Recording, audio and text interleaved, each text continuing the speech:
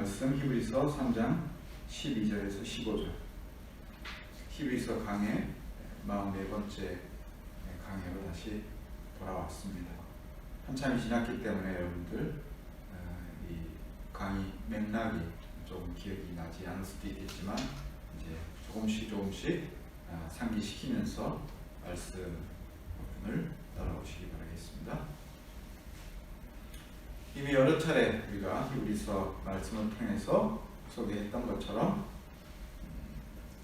히브리 개종자들, 히브리 그리스도인들이 닥친 핍박과 시련 그리고 위협이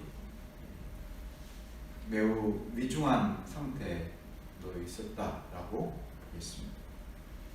핍박은 그들의 신앙을 멈추게 만들고 율법주의를 회귀하려는 그 위협은 그들을 배도의 길에 가도록 몰아넣도록 하는 그런 위험으로 다가왔습니다.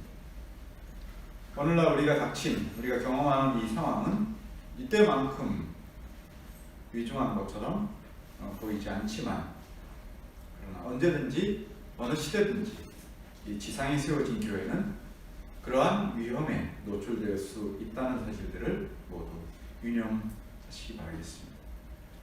본문의 말씀을 시작하기에 앞서서 이전 시간에 제시했던 이 4절, 12절에서 15절까지 말씀, 이 4절에 대한 간략한 요약을 다시 한번 말씀드리겠습니다. 자, 첫째는 배교에 대한 경고가 주어졌습니다. 12절입니다. 삼가 조심하라. 두 번째 13절은 이 배교의 위험을 어떻게 신자들이 피할 것인가 라는 권면의 내용 가운데 피차 권면하라 라는 말씀이 주어졌습니다. 그리고 이와 더불어서 성경이 증언한 바 그 사례를 덧붙여서 이 권면을 더욱 확실하게 인치는 말씀이 15절에 나와 있고 14절은 이 장에서 시작된 그리스도의 복음에서 떠나지 말 것과 그리스도의 복음을 확실히 붙들어야 할 이유와 경고를 14절에서 반복하고 있습니다. 이런 반복은 의미가 있는데 사도가 2장을 시작하면서 그리스도의 복음에 대해서 들은 것이다 이렇게 표현했습니다. 너희가 들은 것이다. 그러므로 우리는 들은 것에 더욱 유념함으로 라는 말씀은 그들이 사도를 통해서 들었던 그리스도의 복음을 말하는 것입니다. 들은 것에 더욱 유념함으로 흘러 떠내려가지 않도록 하라 라고 한 이 경계의 말씀은 바로 이어지는 3절에 우리가 이같이 큰 구원을 등한히 여기면 이라고 했을 때 말씀하신 것처럼 여기서 큰 구원이라는 것도 바로 그리스도의 복음을 말하는 것입니다. 이렇게 강조하고 있고 오늘 본문 12절에서 이제 들은 것에 흘러 떠내려가지 말라는 경고와 그리고 큰 구원을 등한히 여기지 말라라는 이 경고는 오늘 본문 12절에서 살아계신 하나님에게서 떨어질까 조심하라 라는 이 경고의 말씀으로 이어지고 있습니다. 그러면서 이러한 위험이 한 시대에 국한되지 않고 옛 시대와 오늘날에도 반복되고 재현될 수 있다는 것을 말하고 있습니다. 이것은 이미 히브리서가 처음부터 제시했던 것처럼 옛 율법과 복음을 대조함으로써 여기에 두 가지 목적이 내포되어 있다고 말하겠습니다. 첫 번째는 옛 율법에 대한 복음의 탁월성을 드러내는 것이 목적이었습니다. 두 번째는 옛 율법을 불순종한 사례로 광야 이스라엘과 다윗의 백성들이라는 그들의 열조들이 치른 범죄에 대한 응보의 사실을 보여줌으로써 히브리 그리스도인들이 복음을 고백하는 그 견고한 고백, 그 확신에 끝까지 머물도록 이렇게 권면하고 있습니다.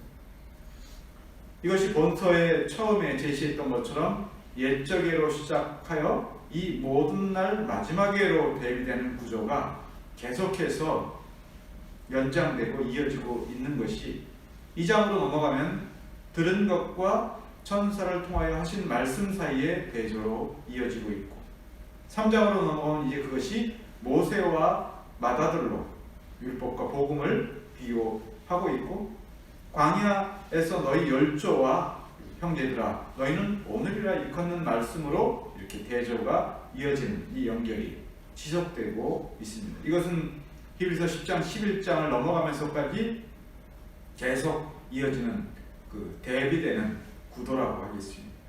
바로 사도는 이러한 진수를 이어가는 가운데 일관되게 이 두 대비되는 구조, 이 대비되는 구도 사이에 중요한 연결고리를 계속해서 배치해 놓고 있다는 사실이에요. 바로 옛 백성과 오늘날 너희라 부르는 사람들 이 모두를 형제라는 이 한 단어로 일치시키고 있습니다. 이것은 서두에도 말씀을 드렸던 내용처럼 히브리서가 가지고 있는 신약과 구약을 어떻게 연결할 것인가, 어떻게 신약과 구약을 하나님의 언약으로 하나의 말씀으로 볼 것인가 라고 하는 이 전체 히브리서 구도에 있어서도 대단히 중요한 관점이라고 하겠는데 여기서도 마찬가지로 옛 백성과 오늘날 이 복음을 듣는 이들을 형제라는 이 말 안에 모두 다 포함시키고 있다라는 것이에요. 그리고 사도는 더 나아가서 이것은 모든 시대의 거룩한 성도들이 그리스도와 더불어 형제라라는 이 칭호를 받게 함으로써 하나님께서 이 세상의 전 역사, 전 포괄적인 역사를 이루어 가시는 데 있어서 시간적이고 공간적인 그런 한계를 뛰어넘어서 모두가 모든 하나님의 언약 백성들이 다 하나님의 거룩한 역사에 편입되고 있다는 점은 우리가 성경을 대하고 성경을 바라보는 데 있어서 대단히 중요한 안목을 우리에게 제시해주고 있습니다. 이제 본문에서 말하는 위기의 시대에 제시된 신자들의 의무가 무엇인가를 보겠습니다. 위기의 시대에 신자들은 어떻게 이 위기를 극복해야 될까? 여러 가지 방법들이 있겠지만 오늘 사도는 히브리 그리스도인들에게 피차 권면하는 것을 통해서 의무를 다하라. 그리고 이 위기의 시기를 잘 극복하고 이겨나가라는 권면의 내용으로 주어지고 있습니다. 본문은 12절과 13절 이 두 절은 한 쌍으로 연결되어 있습니다. 15절은 12절과 13절의 부연 설명이나 혹은 성경의 사례를 증거로 제시되어 있고요. 14절은 12절과 13절의 권면에 따른 이유, 왜 그 권면의 말씀을 들어야 되는가, 그 권면의 말씀에 순종해야 되는가 하는 그 이유로서 14절이 이렇게 배치되어 있습니다. 그래서 12절과 13절을 한 쌍이라고 봤을 때 이 12절과 13절 모두는 사도가 히브리 그리스도인들에게 주는 권면의 내용이지만 이 두 구절 모두 다 형제들이다, 너희가 형제들이다 라고 하는 이 주체가 이 두 구절을 다 이끌어가는 그런 모양으로 기록이 되어 있습니다.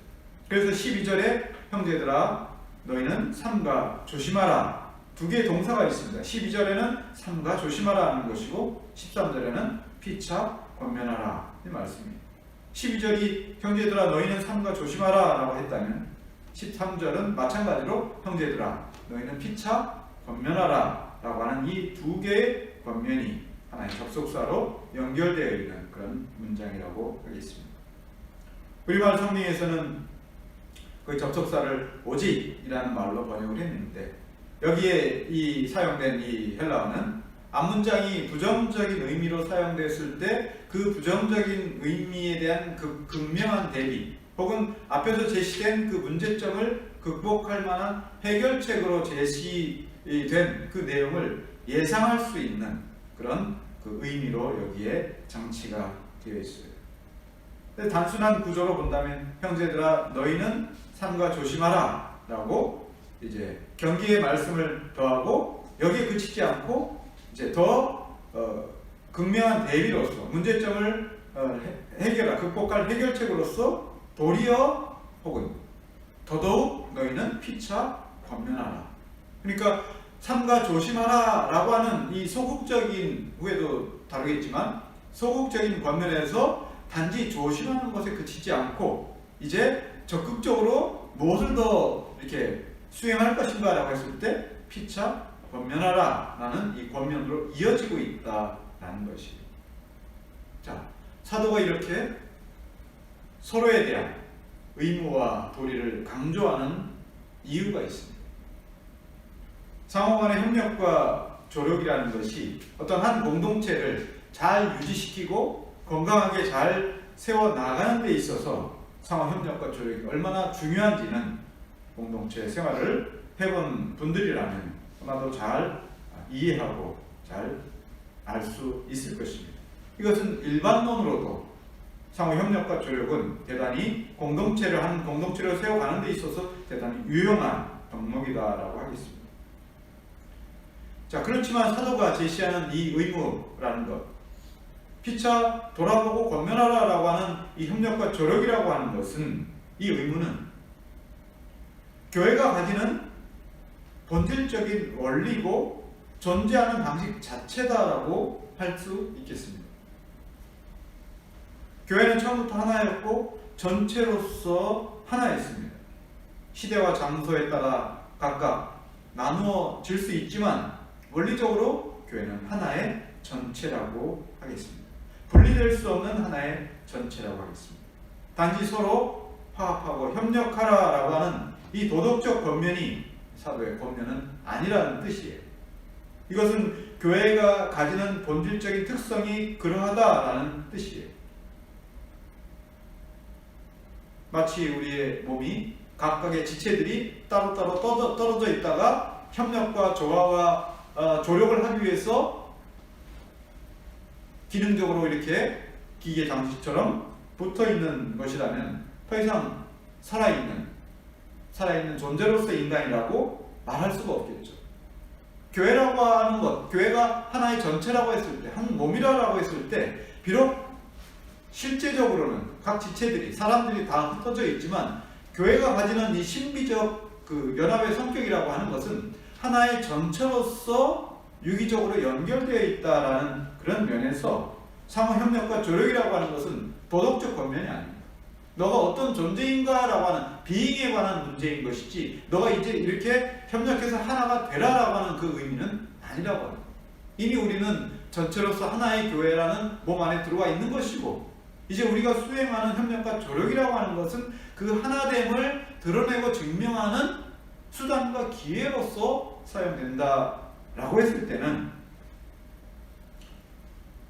한 교회 안에 지체들이 서로 협력하고 조력하고 한다고 하는 것은 수행해야 될 과제로서가 아니라 자신의 존재 방식을 드러내고 표현해내는 수단이다라는 의미에서 본질적인 특성이다라고 하겠습니다.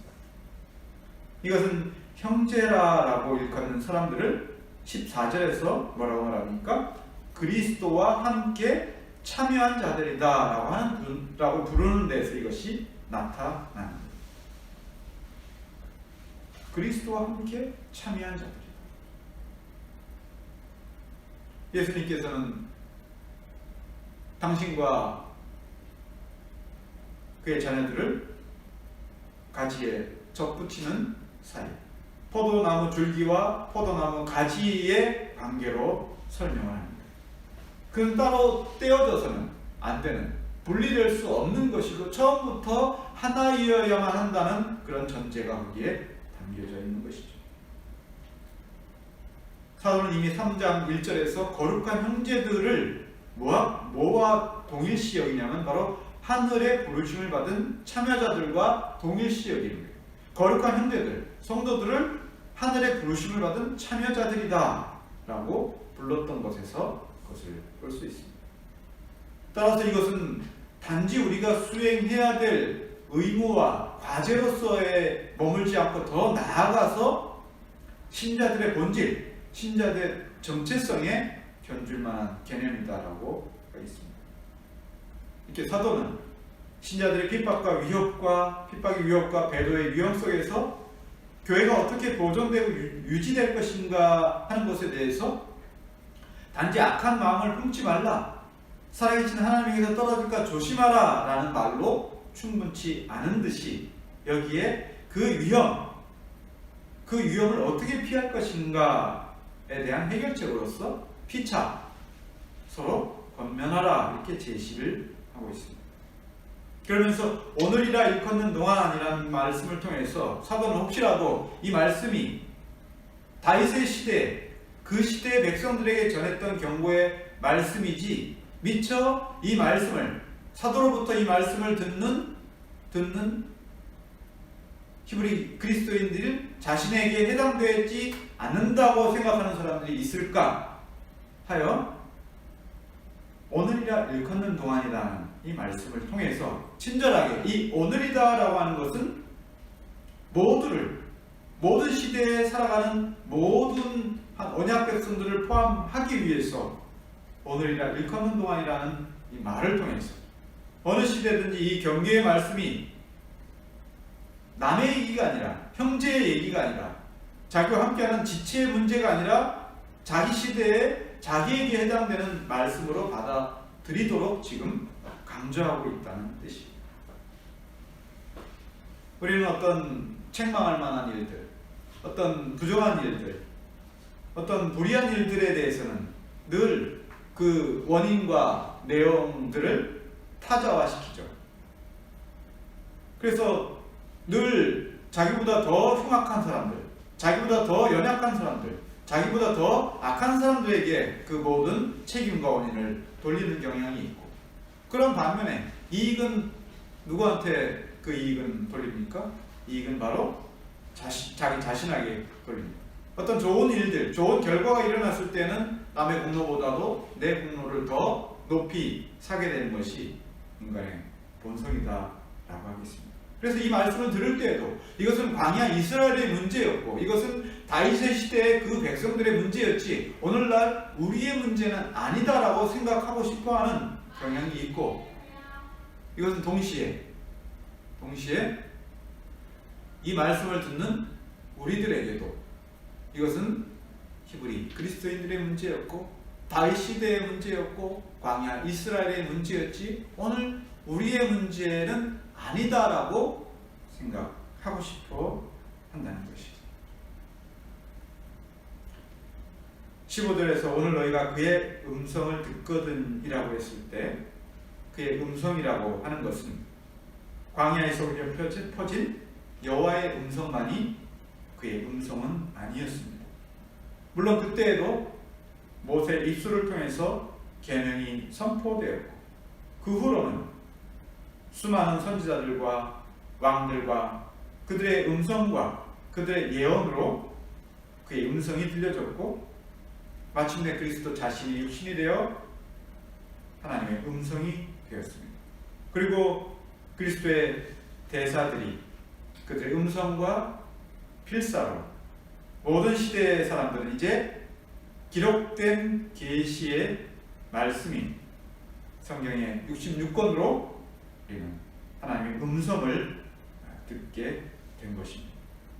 이 66권의 성경은 그런 의미에서 하나님의 음성이다 라고 말할 수 있고, 거룩한 말씀을 전할 사명과 직분을 받은 사람들이, 즉 말씀의 사역자들, 말씀의 사자들이 전하는 복음, 전도의 말씀이 바로 하나님의 음성, 즉 그의 음성이다 라고 할 수 있겠습니다. 물론 오늘날 말씀을 맡은 성직자들이 하나님의 입으로서 그 직분을 수행한다 할지라도 이제 구별해야 될 것은 계시의 기록자로 세워진 선지자들과 왕들과 사도들은 성령의 영감과 보호에 의해서 그들의 음성과 그들의 기록들이 항상 오류 없이 하나님의 뜻 그대로, 그 뜻 자체를 그대로 전달할 수 있도록 그의 음성을 말과 글로 전달하는 그런 비범한 사역자들이었다는 사실들을 구별할 필요가 있습니다. 오늘날 그래서 합법적으로 말씀을 맡은 자로 세워진 성직자들은 그들과 달리 항상 오류에서 자유로울 수 없는 그런 평범한 사역자들이라고 하겠습니다. 하지만 그럼에도 불구하고 그들에게 임한 성령의 조명과 교회의 머리 대신 그리스도의 뜻에 따라 다른 모든 수단과 방법들에 비해서 그리고 사람들에 비해서 주님의 교회를 건전하게 유지하고 보호하도록 하시기 위해서 그들에게 탁월한 은사를 선물로 주셨다는 사실이에요. 그래서 오늘날에 여전히 교회는 성직자들의 입술로 선포되는 그의 음성을 통해서 교회는 진리 안에서 건전하게 유지되고 보호를 받는다는 것이. 그래서 오늘날 성경이 곧 그의 음성이지만 옛 시대와 복음 시대와 마찬가지로 성령을 힘입어서 복음을 전하는 자들의 입술이 바로 그의 음성이다라고 얘기했습니다. 이제 사도는 그의 음성을 들을 때 죄의 유혹으로 마음이 완고하게 되지 않도록 하기 위해서 피차 권면하라 라고 말합니다. 당연히 이 말씀은 교회 지체들 간에 서로 격려하고 권면하고 견책하고 바로 잡으라는 말씀으로 들립니다. 그런데 원문은 너희 자신이라는 말로 여기 사용이 됐어요. 피차 간에 권면하라 이렇게 한글 번역인 성경 번역이 됐지만 원문은 너희 자신을 권면하라, 너희 자신들을 권면하라 하는 말씀으로 사용됐어요.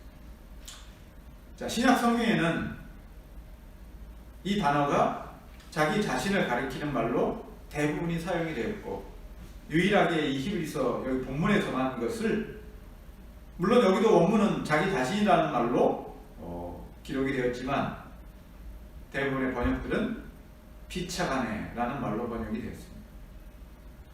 사도는 서로서로라는 피차간에 서로 다른 사람들을 향한 이런 표현들이 명확한 이런 표현들이 성경에 있음에도 불구하고 어째서 사도는 여기에 그러한 명확한 피차를 가리키는 피차간에를 가리키는 그 명확한 말이 있음에도 불구하고 여기 재기적인 의미를 가진 이 낱말을 왜 사용했을까를 우리가 생각해 봐야 합니다. 오늘이라 일컫는 동안에 매일 너희를 스스로 권면하라 라고 번역이 될 수 있는데 자 그럼에도 불구하고 우리는 이것을 피차간에 권면하라 서로를 권면하라 라고 하는 이 말로 받아들이는데 주저할 필요가 없습니다. 근거는 이러합니다. 전술한 바와 같이 사도는 모든 택한 백성을 형제라는 이 한마디 말 속에 함축시키는 것에 주저하지 않았습니다. 그리고 그들을 뭐라고 불렀습니까? 그리스도의 참여자들이라고 불렀습니다. 자, 그래서 사도는 한 전체로서 하나의 교회라는 의미에 있어서 고린도전서 12장에서 몸은 하나인데 많은 지체가 있고 몸의 지체는 많으나 한 몸임과 같이 그리스도도 그러하다라고 말씀하고 있어요. 이것은 모든 신자들이 한 몸이요 한 집이다라고 하는 고백입니다. 데살로니가 교회에 전한 말씀 중에도 피차 권면하고 피차 덕을 세우기를 너희가 하는 것 같이 하라. 물론 여기서는 명확하게 이 피차라고 하는 말 서로라고 하는 이 여기에 해당되는 이 정확한 용어를 여기에 사용했습니다만 데살로니가전서 5장 11절에 여기에는 아주 중요한 힌트를 우리에게 제공해 주고 있습니다. 자, 피차 권면하고 피차 덕을 세우라라고 했을 때 그 후반부의 말씀이 이렇습니다. 너희가 하는 것 같이 하라 라고 이렇게 표현하고 있어요. 피차 권면하고 피차 덕을 세우라. 어떻게? 너희가 하는 것 같이 피차 권면하고 피차 덕을 세우라. 이런 의미가 되겠습니다. 자, 이것은 너희가 하는 것처럼 하라라고 하는 것은 너희가 행하듯이 혹은 더 나아가서 너희가 너희 자신에게 행하듯이 형제들에게 지체들에게 행하라라고 하는 이 뜻을 여기에 담고 있다는 것이. 그리스도께서 율법의 큰 두 계명이 무엇이라고 말씀하셨습니까? 하나는 내 마음을 다하고 목숨을 다하고 뜻을 다하여 주 너의 하나님을 사랑하라. 이것이 첫 번째 계명이라고 했습니다. 그리고 다른 하나는 내 이웃을 내 자신같이 사랑하라는 말씀이었어요. 주님은 하나님을 향한 사랑에서 내 자신같이 하나님을 사랑하라 라고 말씀하시지는 않으셨어요. 왜 그렇습니까? 인간이 하나님을 향해서 사랑할 때 그 하나님을 향한 사랑은 인간이 자기 자신을 사랑하는 것처럼 하나님을 사랑할 수 없는 그런 사랑입니다.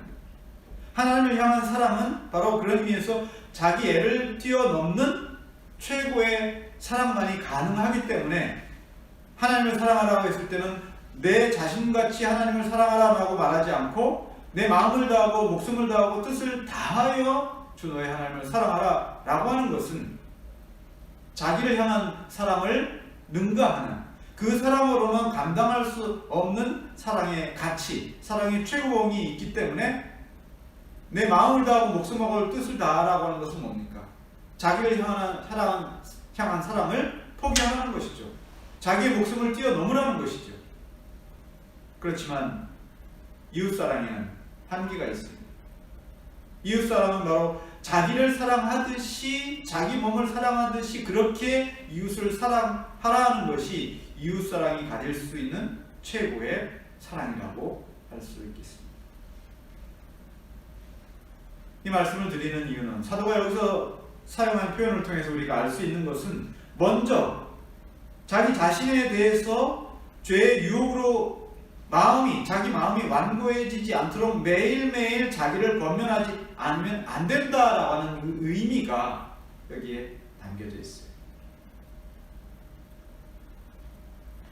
오늘이라 일컫는 동안에 너희들은 피차 스스로 권면하라 이렇게 말하기보다는 오늘이라 일컫는 동안에 너희들 스스로 권면하라 라고 이렇게 표현할 수 있는 여지가 있는 것은 바로 이런 의미에서 형제와 지체를 돌아보고 권면하기 전에 먼저 그 권면을 받아야 될 대상이 누구냐? 자기 자신이다 라고 하는 의미. 자기 자신이 먼저 이 권면의 첫 번째 대상이 되어야 한다는 것이. 마치 나는 여기에 해당되지 않고 단지 형제의 잘못에 대해서, 형제의 완고함에 대해서 내가 바로잡고 내가 권면해야 된다고 생각할 때 그 사람은 필시 자기 허물과 완고함을 보지 못하는 사람이 되기 쉽습니다. 이것은 우리가 교회 안에 지체들을 돌아보고 권면할 때 자신이 가장 먼저 그 권면의 대상이 되어야 된다는 것을 우리더러 인정하라는 것이에요. 그렇지 않으면 우리는 스스로 교만에 빠져서 언제나 남보다 자신을 더 높이 두게 되고 주님의 교훈처럼 자기 눈 속에 들보는 보지 못하고 형제의 눈 속에 티를 책망하는 사람이 될 것이다 라는 말씀을 기억해야 되는 것입니다. 자, 그럼에도 불구하고 사도가 여기서 뜻하는 바는 자기 자신을 권면할 뿐만 아니라 상호간에 피차간의 권면과 충고를 목적으로 이 말씀을 하신 것입니다. 신약성경 많은 구절에서 성도들 상호간에 서로를 위해서 기도하고 사랑하고 선을 권하고 위로하고 덕을 세우고 불쌍히 여기고 서로를 용서하라고 명령하고 있습니다. 사도는 지금 히브리 그리스도인들에게 평상시에 평온할 때 서로 위로하고 충고하라 라는 이 뜻으로 지금 말하고 있지 않습니다. 실제적인 위협과 배교의 위험이라는 이 급박한 상황 가운데 놓인 사람들에게 어떻게 한가롭게 가벼운 충고나 권면으로 이 말씀을 전할 수가 있겠습니다. 그렇기 때문에 이것은 신자들 상호간의 권징으로 이해할 여지가 많습니다. 사도들에 의해서 직접 가르침을 받고 자라는 그런 교회가 많지 않을 뿐더러 이제 사도들이 세운 가르치고 치리하는 장로로 세워진 이들도 충분치 않은 이 신약 교회 상황에서 이런 어려움이 초래되었을 때 성숙한 신자들이 자신보다 연약하고 낙심해 있는 자들, 배도의 위험에 놓인 자들을 붙들기 위해서 앞서 열거한 그러한 역할들, 돌아보고 기도하고 권면하고 충고하고 격려하고 이끌어주는 이 권면의 역할을 감당해야만 한다는 것이에요. 이것은 상호 권징의 중요한 사례라고 하겠습니다.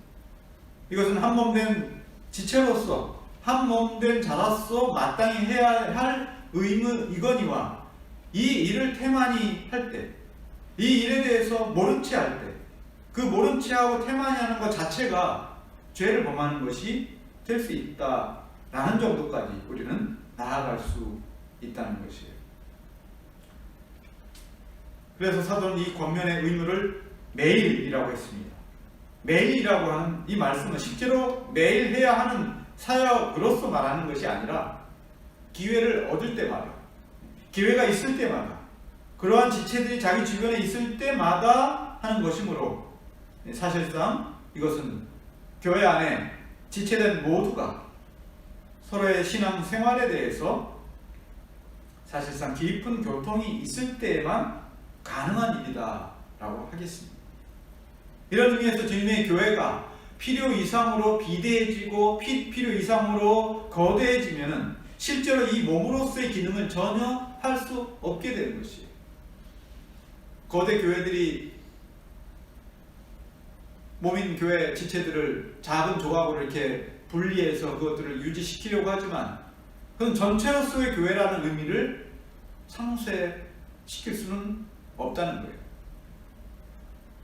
한 교회 전체가 한 목사 아래서 동일하게 지도받고 권면을 받고 양육을 받으며 그들이 서로서로 이 상호 간의 권면과 권징의 의무를 다하는 것은 일정한 수 이상을 넘어가게 될 때는 사실상 그것은 교회로서의 그 본질을 드러내는 것은 실제적으로 불가능한 일이다 라고 하겠습니다.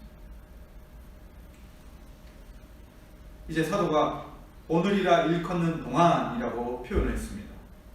이 표현이 가지는 뉘앙스는 마치 곧 오늘이 이제 끝난다, 이제 곧 해가 저물어서 내가 이 의무를, 이 책임을 다 할 수 있는 기회가 이제 곧 이제 놓치게 된다라고 하는 이 급박함을 느끼게 만드는 이런 뉘앙스가 오늘이라 일컫는 동안에 라는 이 표현 속에 담겨져 있어요.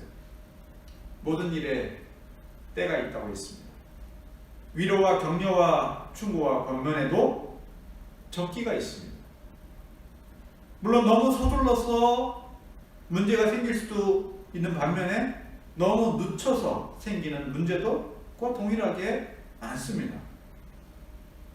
광야 이스라엘과 다윗의 백성들은 마음이 완고해졌고 하나님은 시험하여 주를 경노하게 만들었습니다. 사도는 히브리 그리스도인들에게 이 과거에 이미 일어났던 일에 대해서 사례로 제시했습니다. 사도가 이미 지나간 세대의 사례를 둔 이유는 이제 시험을 앞에 두고 있는, 시험을 겪고 있는 사람들이 그들과 같은 죄에 빠지지 않도록 예방하려는 것이죠. 그래서 너희 열조들처럼 복음의 교훈을 들을 때 마음이 완고하게 되지 않도록 주의할 뿐만 아니라 그렇지 못한 지체들을 돌아보고 미리 예방하도록 서로 권면하는 것입니다. 이것은 요즘 시기에도 교회 안에 지체들 사이에 충분히 발휘되어야 할 그런 덕목이라 하겠습니다. 그것은 단지 의무나 책임감으로서가 아니라 우리가 존재하는 그 존재의 이유와 목적이 바로 그 하나가 피차 돌아보고 권면하고 책망하고 위로하고 격려하고 권징하라는 것이에요.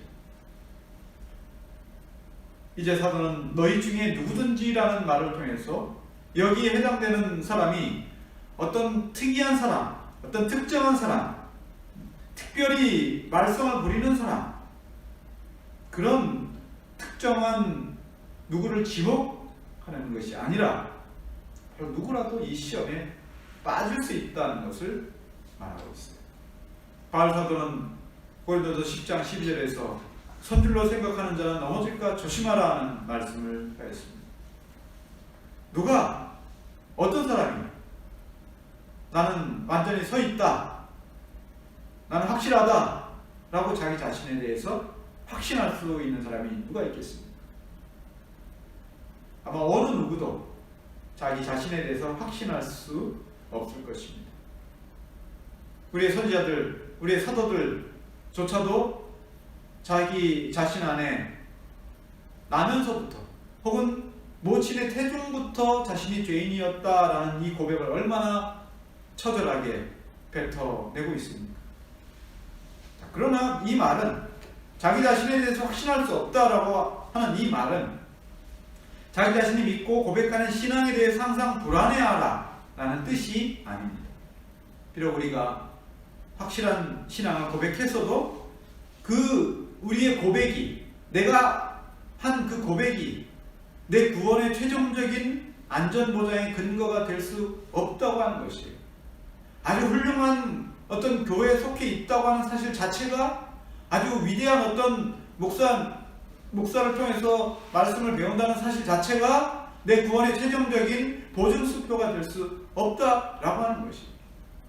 이것은 목사 자신도 마찬가지죠. 내가 알고 있는 지식이, 내가 알고 있는 신학적 깊이가, 내가 알고 있는 복음의 그 위대함에 대해서 스스로 이것이 내 구원을 확증할 수 있는 근거다, 그렇게 결코 말할 수 없다고 하는 것입니다.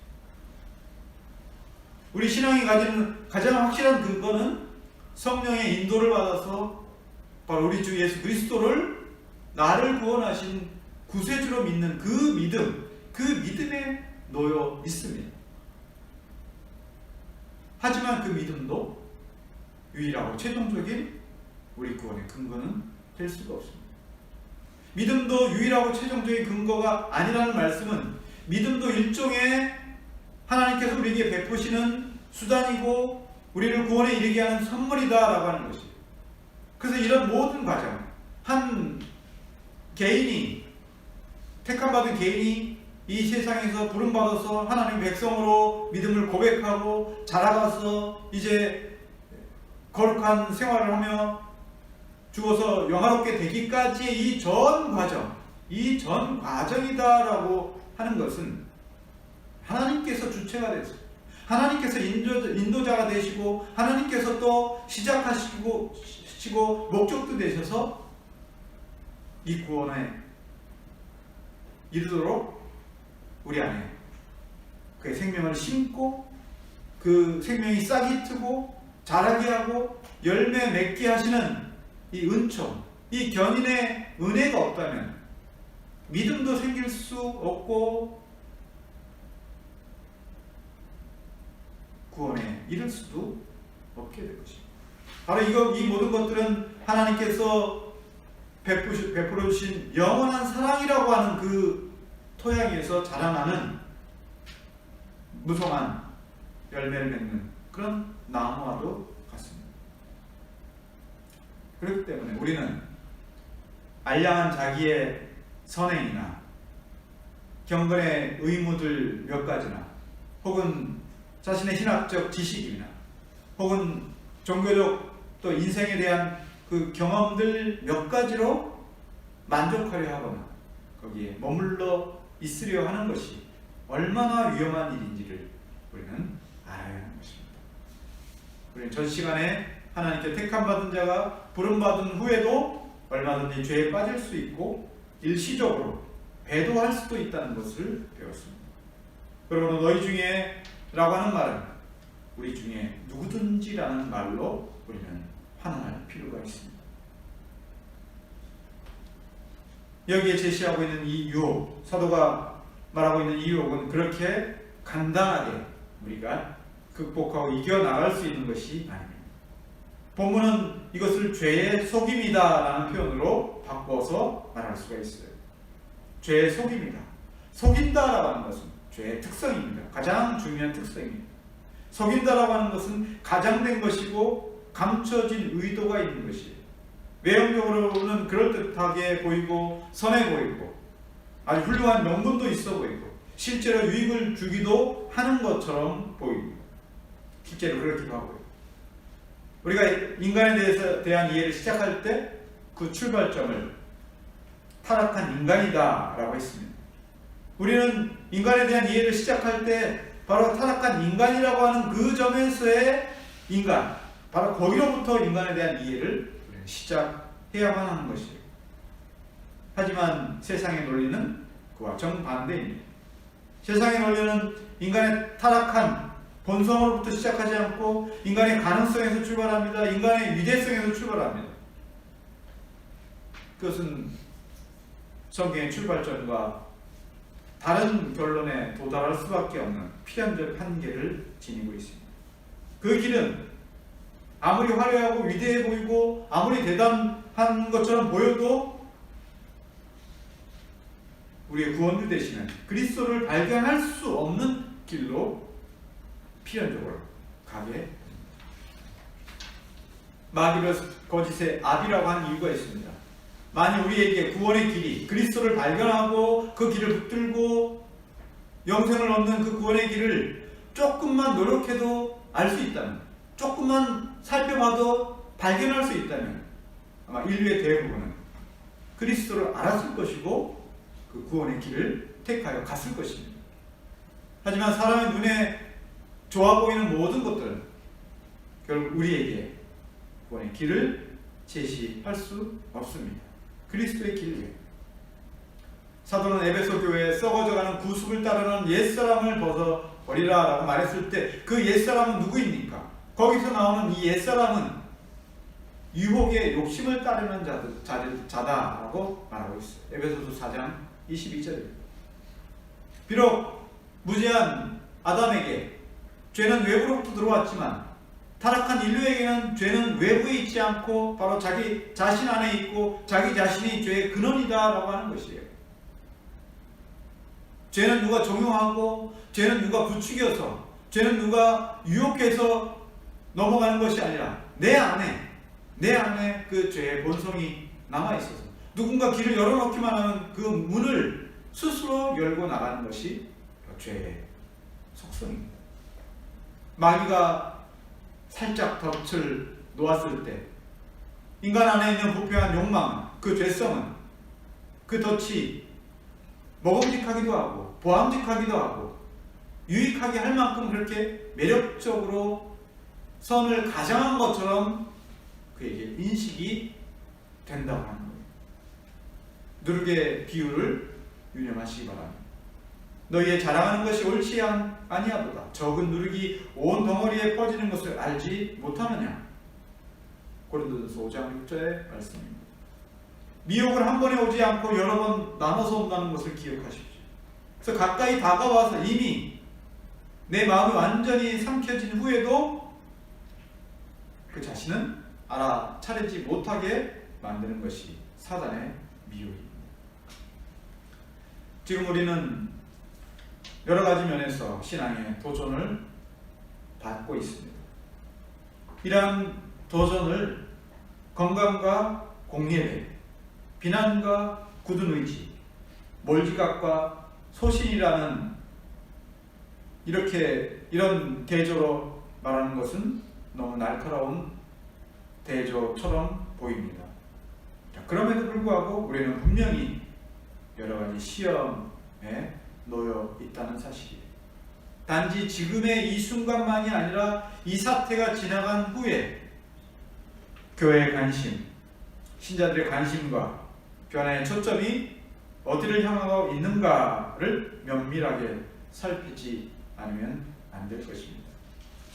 그래서 우리도 할 수만 있다면 바로 이 시기에 우리 신앙의 고귀함에 대해서 우리 서로 지체들 안에, 교회 안에 더 자주, 더 풍부하게 나누고 권하고 가르치고 배워야 하는 일들이 더 많이 일어나야 한다는 것이죠.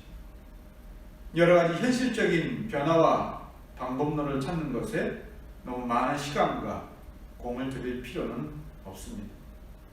진실함, 신앙의 진실함, 신앙의 정직함, 이것으로 우리는 충분히 우리에게 주어진 이 현실에서 우리가 해야 될 책임과 의무와 도리를 다 할 수 있습니다.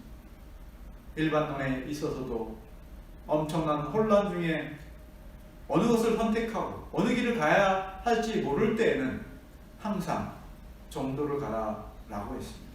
우리에게 정도는 무엇일까?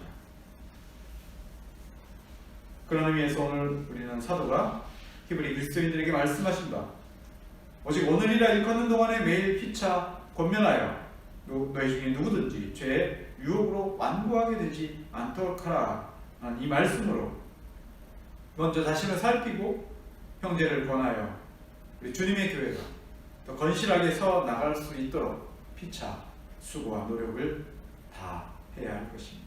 말씀을 맺도록 하겠습니다. 하나님의 말씀은 시대와 역사를 넘어서서 영원하게 지속되고 이어집니다. 그래서 그 말씀을 받아 누리는 신자들도 영원한 말씀을 먹고 마심으로 그분의 영원한 질서에 편입되어 살아가는 존재들입니다. 비록 이 땅 위에 사는 동안에 불규칙하고 예상치 못한 어려움과 난감한 선택의 상황에 놓여 있어도 주님께서 우리 신앙과 삶을 위해서 준비해 놓으신 길이 확실하게 우리에게 주어져 있습니다. 옛 선진들이 고백했던 것처럼 주님의 교회는 신자들의 어머니라고 하겠습니다. 세파에 시달려 지치고 의기소침해진 자들이 언제나 돌아와서 새 힘과 새 위로를 얻고 항구적으로 마련된 소망을 보여주고 안겨주는 곳이 바로 교회입니다. 교회를 어떤 한 곳, 한 장소, 어떤 정한 시간 안에 교회를 가둘 수 없지만 어떤 때와 장소를 정해두고 거기에 모여서 하나님을 경외하는 자들이 하나님을 예배하며 교통할 때 그곳이 교회고 그 시간이 교회고 그 사람들이 교회입니다. 피차간에 같은 은혜를 입은 사람들이 서로 돌아보고 권면함으로써 보이지 않는 주님의 교회를 우리 몸으로 나타내는 것이 오늘이라 일컫는 날에 우리 신앙을 어떻게 유지하고 보존하고 나타낼 것인가 라고 하는 신자들의 삶의 정체성이요 본질이다라고 하겠습니다. 이제 이번 한 주간도 이 말씀의 교훈을 잘 묵상하시면서 서로 간에 돌아보고 권면하는 그런 교제가 있기를 바라겠습니다.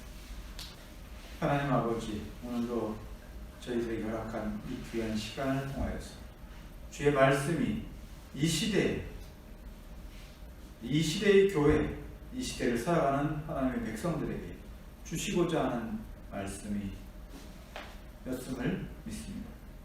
오늘도 이 말씀 앞에 저희를 겸손히 숙이고 주의 은혜를 구하며 우리에게 맡겨진 소명과 의무들을 잘 감당하고 수행함으로써 나 자신만을 유익하게 하는 것이 아니라 지체와 형제들을 유익하게 함으로써 주님의 교회가 온전히 서 나가는 일에 우리의 생이 큰 수단이 될 수 있도록 저희를 지도해 주시고 인도해 주시옵소서.